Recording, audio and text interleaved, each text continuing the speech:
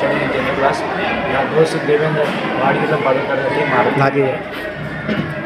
వాడైతే రాత్రి అందరం మంచిగా ఉన్నాం. వానికి ఏం ఇన్ఫెక్షన్ అది ఏం లేదు.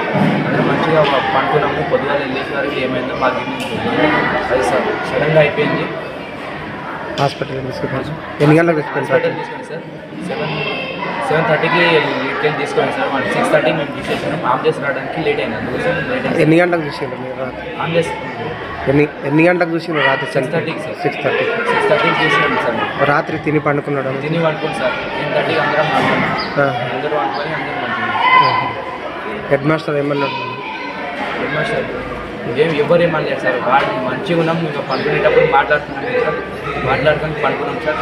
ఇక పొద్దుగా వాడే లేపుతుంటే మాకు రోజు ఈరోజు ఎందుకు లేపడని పోయి చూసి వాళ్ళ తల్లిదండ్రులు ఏమన్నా బెదిరించిండ్రా? ఏమంటారు వాళ్ళ తల్లిదండ్రులు? మాకేం తెలియదు సార్. అది వానికి అక్కడ హాస్పిటల్ తీసుకొని సార్ పరిగి మాకేం తెలియదు. నేను చెప్పినా కానీ వాచ్మెన్ ఉన్నాడు, నైట్ ఆయన ఉన్నాడు కాబట్టి ఆయన డిక్లేర్ చేసి ఇస్తాడని.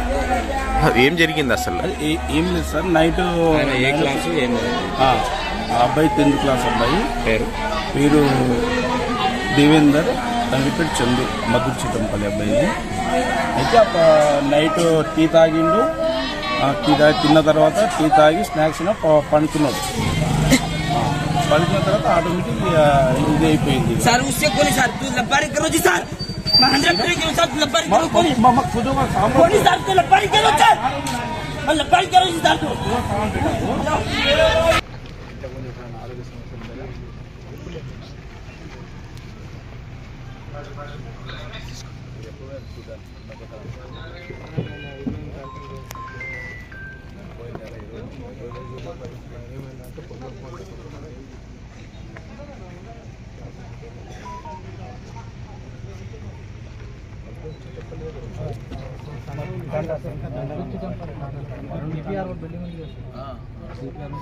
ట్రైబల్ హాస్టల్ ఉన్నాయి.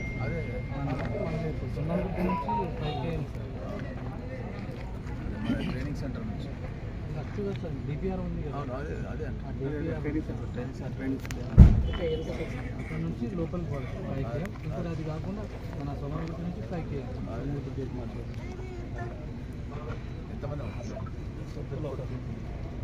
నెంబర్ ఎన్నోడు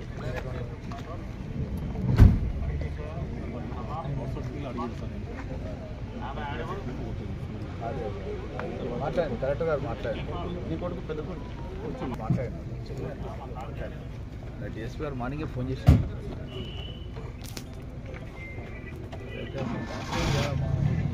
కూడా చెప్పాను. నీకు అవసరం కూడా చెప్పాను. ఇది ఎక్స్టర్నల్ చేయాలి.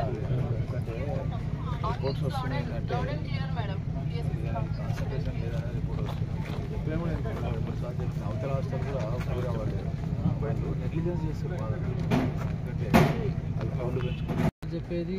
ఇక్కడ ఉన్న డాక్టర్ చెప్పేది ఎలాంటి మ్యాచింగ్ లేదు. అదే మీరేం ప్రాబ్లం లేదమ్మా. నేను డిఎస్పీ గారితో మాట్లాడినా.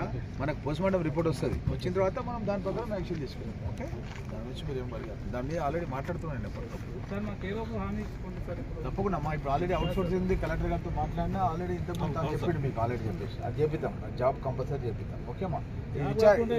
ఇప్పుడు రిపోర్ట్ వచ్చిన తర్వాత మనకు తెలియదు కదమ్మా.